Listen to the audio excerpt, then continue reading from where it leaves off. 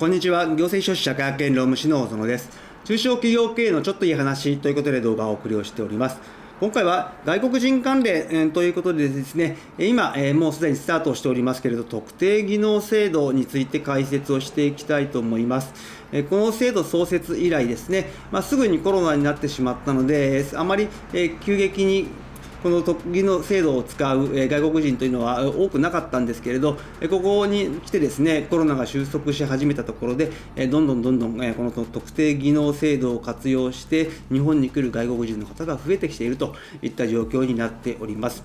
そしてこの特定技能制度については職種というのが決まっておりますけれど、この職種、対象職種が拡大といった形でまだ確定ではありませんけれど、追加の検討がされているといった状況になっておりますので、少しご紹介をしていきたいと思います。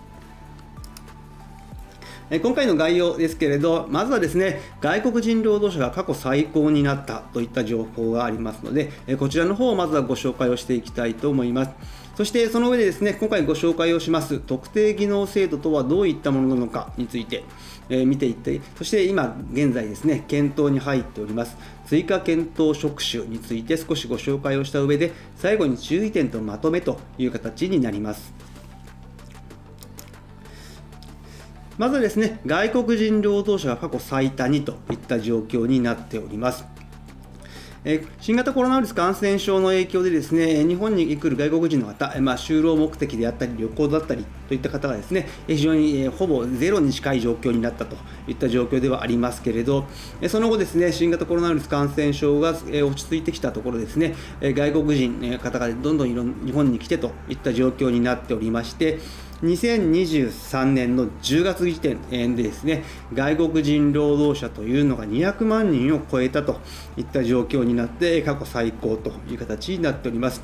新型コロナウイルス感染症のイレギュラーな状況を除けばですね、外国人労働者というのはもう数勢的に日本の中ではどんどん増えてきているといった状況ではありますけれど、いよいよ200万人を超えてきたといった状況になっております。この外国人労働者の方、国別で見ていきますと、1位がベトナムとなっておりまして51万人、そして2位が中国人という形で39万人、そして3位がフィリピン人ということで22万人という形になっております。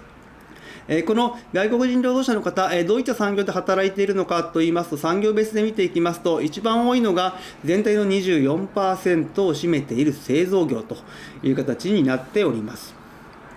そしてですね、ここに書いておりませんけれど、伸び率で見て今後どんどん増えてきそうなところですね、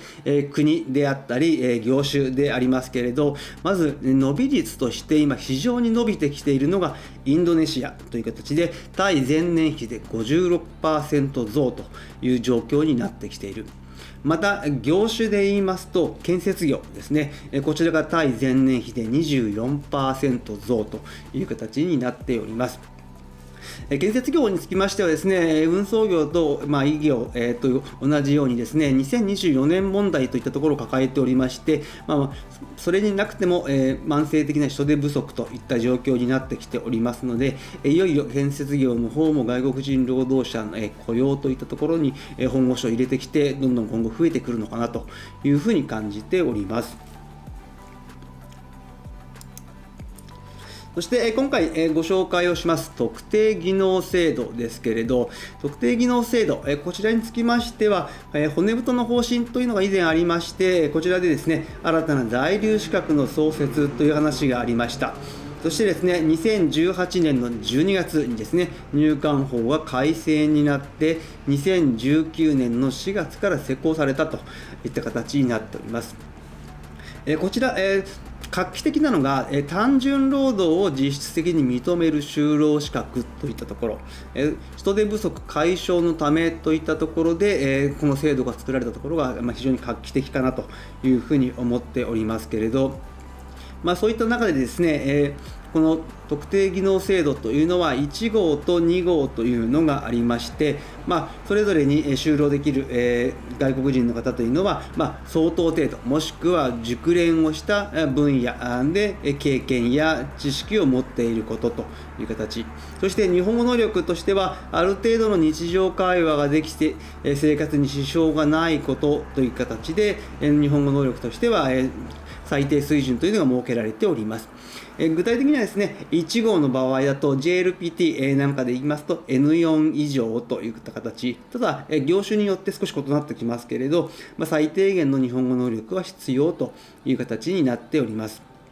そしてこの特定技能ですけれど、この在留資格を取得することによってどのくらい日本にいられるのかといいますと、特定技能1号につきましては5年間といった形でマックス5年、ただ1年更新という形になっており、家族の帯同は不可といった状況ではありますけれど、この1号が終了しますと2号という形になりますけれど、この2号の場合は在留期限が5年となっておりますが、こちらは更新ができるという形で、5年期限が来た場合は次の更新もできる、また家族の帯同もできるといった状況になっております。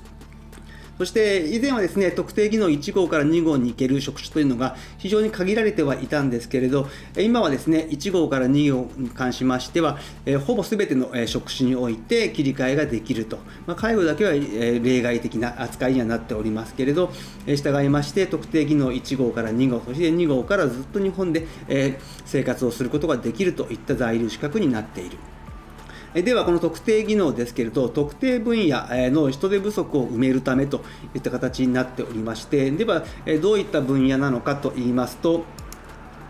いわゆる特定産業分野と言われておりますけれど、こちら特定技能の1号に関しましては全部で12分野あります。介護、ビルクリーニングですとか、鼠径材、産業機械だとか、建設、造船専用船舶ですね。あとは自動車整備、航空、そして宿泊、農業、漁業、飲食業製造、そして外食といった形になっておりまして、多少も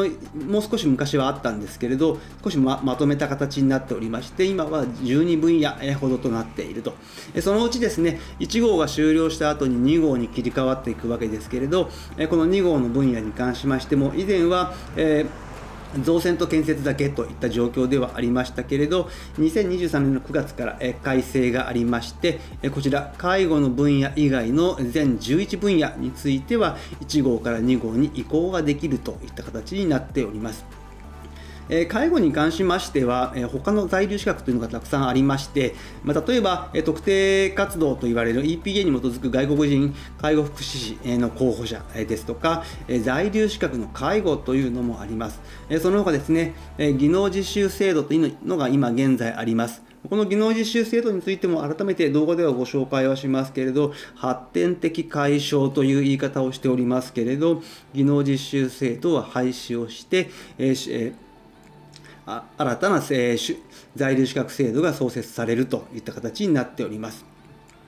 そういった形の中でですね、介護に関しましては EPA で来ている方が大体3200人ぐらいと、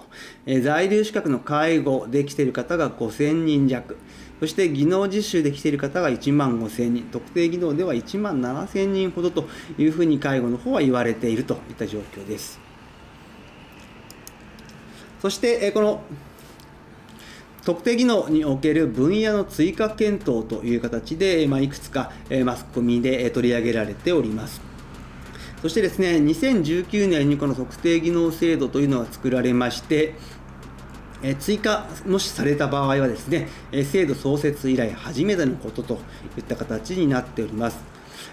いろいろ情報を錯綜しておりますけれど、全体を取りまとめてみますと、大体このぐらいの分野において少し検討がされているのではないかという形で、自動車運送業ですね、鉄道、駅員さんもそうですけれど、鉄道業、そして林業、木材産業、あとはコンビニ、産業廃棄物関係の業界、こういったところでの分野を追加検討しているといった状況の話が出ております。またですね、その他の既存の分野に関しましても、分野は変わらないですけど、その対象、業務の内容、追加をしていこうという動きもあります。食料品等の製造においてですね、スーパー内で今、なかなか作っていくといったのがありますけれど、惣菜関係の調理も行えるようにしようと、または産業機械製造なんかで、繊維だとか印刷などの業務も追加をしていこうという議論もされているようではあります。そしてですね、この分野の拡大ですけれど、こちらはですね、法改正必要なくて、省令の改正で OK になってくるので、決まればすぐにスタートするのではないかなというふうに思っております。そして特定技能外国人の雇用、どうやったら特定技能の外国人を雇用できるのかといったところですけれど、こちら特定技能の1号においても2号においても原則的には試験に合格する必要があるという形、また特定技能の1号に関しては日本語の試験に関しても合格しなければいけないという状況にはなっております。ただしですね、今、制度としては行われております、技能実習の2号というところを良好に修了した技能実習生においては、技能実習と同じ分野に限られますけれど、特定技能の1号に移行ができる、その関係で移行するので試験は免除といった制度が設けられております。またですね、技能実習の2号からの移行でない場合、特定技能の1号の外国人を受け入れる場合はですね、1号の特定技能外国人支援計画等を作る必要があったりだとか、あとは日本語学習機会の提供、そしてですね、日本人との交流を促進、そして定期的な面談等、さまざまなことも行わなければいけないといった形になっておりますので、特定技能の外国人を受け入れる際はですね、注意が必要です。そして最後に注意点とまとめですけれど、先ほど少しお話をしましたけれど、技能実習制度、長らく続いてきておりましたけれど、良くも悪くもですね、制度の弊害といったところからですね、批判が多いところではあります。こちらの方は発展的解消という形になっておりまして、今後ですね、育成就労制度というのが新たに創設されるということが決まっております。まだ詳細概要につきましては、分かりませんけれど、そういった形で今後、技能実習から育成就労といった形に制度が変わっていくといった状況になっております。またですね、特定技能の在留資格の資格にあたってですね、特定技能評価試験というのを受けなければいけないという形になっておりますが、この技能試験ですね、これはですね、日本語の試験と技能の試験と2種類あるといった形になっております。介護に関しましてはもう一つ増えるんですけれど、だいたい2つもしくは3つの種類の試験を受けなければいけない。そしてこの技能試験の難易度だとか基準に関してはそれぞれの分野で異なってくるので注意が必要です。こういった形でですね、外国人技能実習も発展的な解消、特定技能に関してもどんどん分野の対象拡大といった形になっておりますので、外国人との共生、そして労働によってこれからに適合するようなですね、労働環境を作っていってほしいと思います。今日の内容が明日からの経営にちょっとだけ役に立つことを願っております。ご視聴ありがとうございました。それではまた次回。